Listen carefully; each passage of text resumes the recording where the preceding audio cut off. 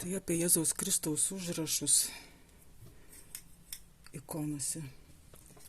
Iki skilimo, iki sentikystės atsiradimo, ikonose Jėzaus Kristaus vardas buvo rašomas, kaip ir dabar paplitę, Jėzus, Iisus, graikiškas čia santrumpa.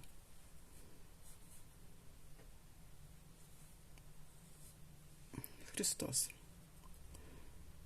Čia rodo sutrumpinimą, titlai. Tai sentikiai šitą ir išsaugojo užrašą, o po Nikono reformų, tai tas patriarchas, kuris padarė reformas įgyvendino ir kuris tapo to pirmuoju sentikių priešu, buvo pradėta rašyti taip, su dviem į.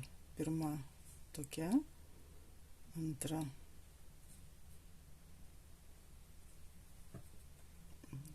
į deseteričnąją, į vasmeričnąją ir S, toksai skirtumas.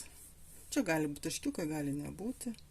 Ir antras žodis Kristus nepasikeičia. Tai va.